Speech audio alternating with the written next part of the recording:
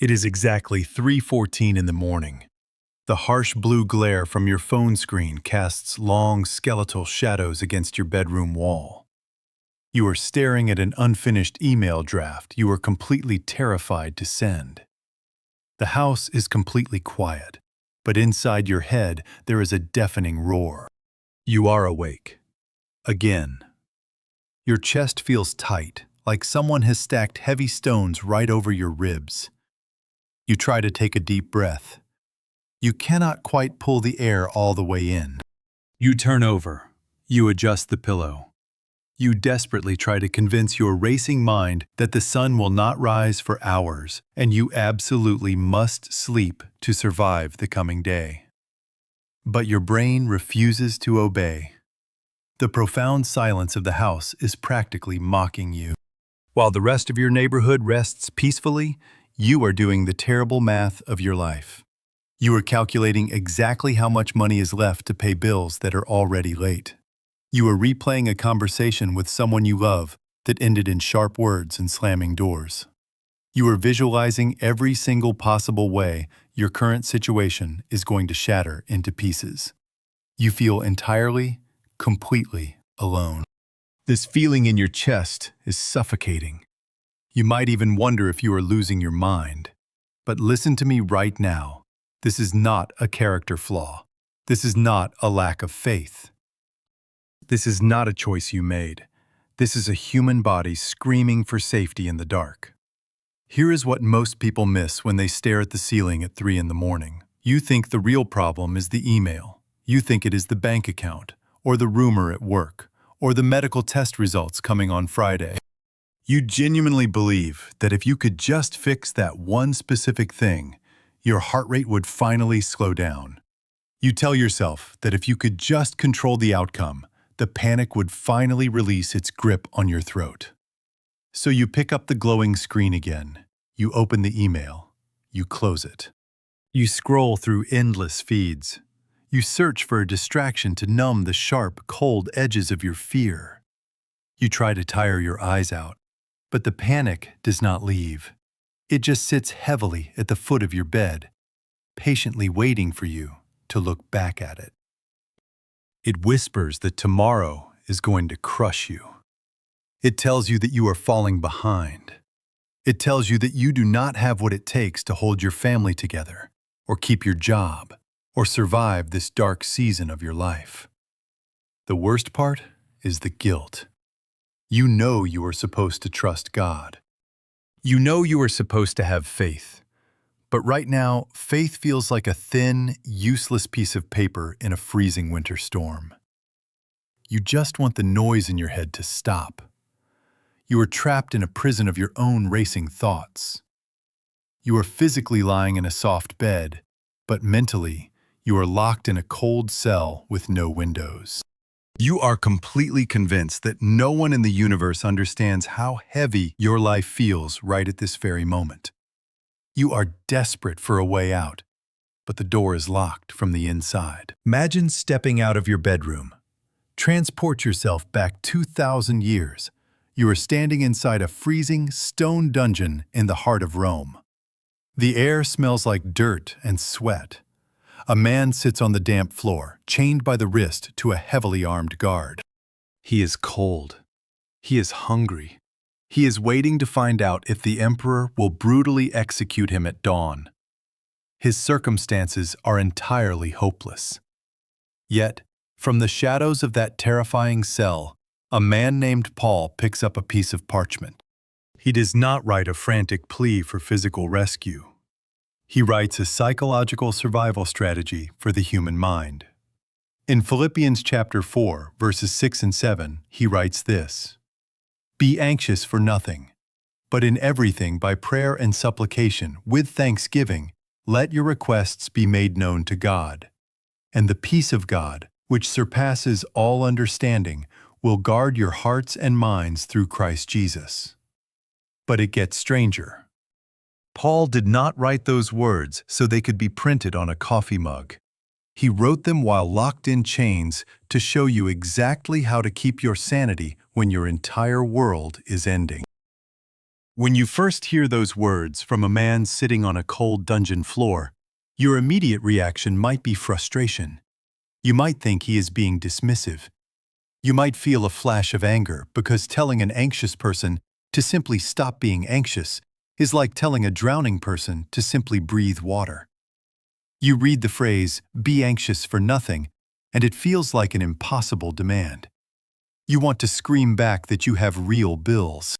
You have a real medical diagnosis. You have a real teenager who is making terrifying choices. Your fear is not imaginary. Stay with me.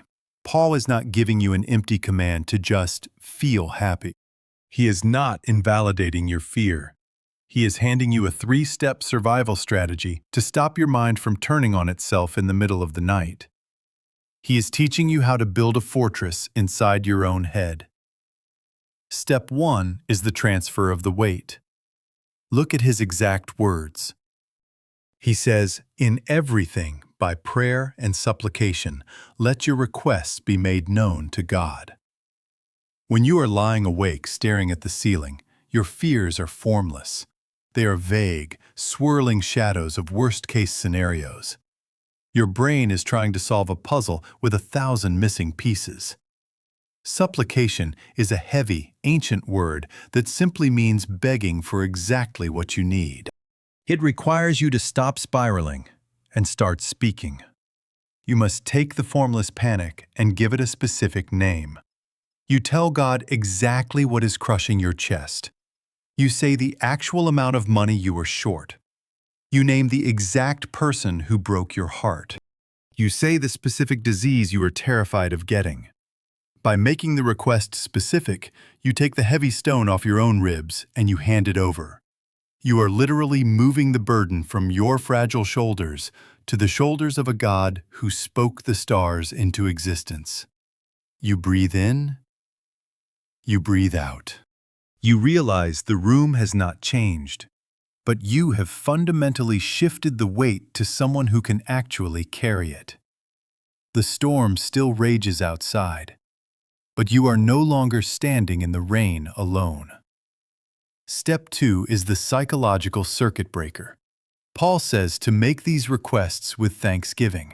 This is the part that trips up almost everyone. Why on earth would you practice gratitude when you are absolutely terrified? Because the human brain cannot hold pure, blinding panic and genuine gratitude at the exact same time. It is a biological and spiritual impossibility. Gratitude stops the panic spiral completely dead in its tracks. You are not thanking God for the pain. You are not thanking Him for the empty bank account, the divorce papers, or the betrayal. You are thanking Him that He is still in the room with you. You are thanking Him that your lungs are currently drawing breath. You are thanking Him for the bed you are lying on. You focus your mind on one single, undeniable good thing. You anchor yourself to it. The moment you introduce gratitude into a fearful mind, the shadows shrink. You stop looking at the massive wave crashing over your boat, and you finally look at the anchor holding you steady. And this is where it gets remarkable. Step 3 is the supernatural guard. What is the actual result of you handing over the specific fear and anchoring yourself in gratitude? Paul does not promise that the money will magically appear in your account by sunrise. He does not promise the medical test will come back clear. He promises something much deeper and much more resilient. He promises the peace of God, which surpasses all understanding, will guard your hearts and minds. Remember where Paul is sitting. He is chained to a massive, heavily armed Roman soldier. He is watching this elite guard stand watch over a dark prison. Paul looks at that soldier and realizes something profound. God's peace does the exact same thing for a fragile human mind. When you surrender the anxiety, God literally stations a heavily armed guard at the door of your mind. When the panic tries to enter your thoughts again at 4 a.m, the guard steps forward.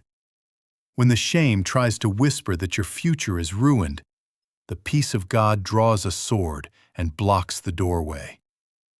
This peace surpasses understanding because it makes absolutely no logical sense. Your circumstances dictate that you should be weeping. Your friends think you should be falling apart. Your bank account says you should be terrified. Yet your heart rate is slow. Your breathing is steady. Your spirit is quiet. This is not a magic trick. This is not a psychological loophole. This is not a shallow escape from reality. This is a supernatural transfer of weight. Hold that thought. Let us go back to your bedroom. It is now 3:14 in the morning. The blue light from your phone is still casting skeletal shadows on your wall. You are still staring at that unfinished email draft you are completely terrified to send. The fear is sitting right there at the foot of your bed. But this time, you do not let it crush you. You do not try to solve tomorrow's problems with today's exhausted mind. Instead, you speak the exact fear out loud into the empty room. You hand the unsent email, the broken relationship, and the financial terror directly over to God. You thank Him that you have a warm bed and breath in your lungs. You lock the screen, leaving the draft unsent. The blue light vanishes. The room goes dark. The problem is still waiting for you tomorrow. The conversation still needs to happen. The bills still need to be paid. But the suffocating weight on your chest is completely gone.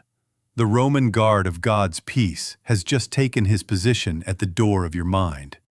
You close your eyes, and for the first time in hours, you pull a deep, full breath of air all the way into your lungs.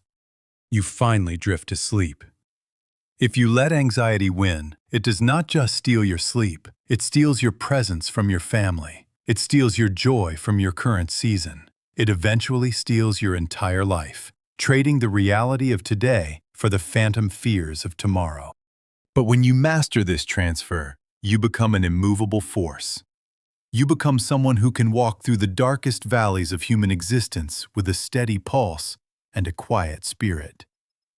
If you are watching this video right now in the middle of the night, if your room is dark and your mind is racing, I want you to go down to the comments right now.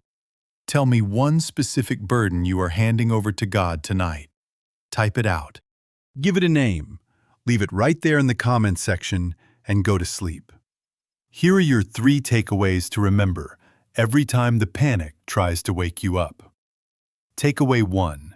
Peace is a choice, not a sudden emotion. You do not wait to feel peaceful before you pray.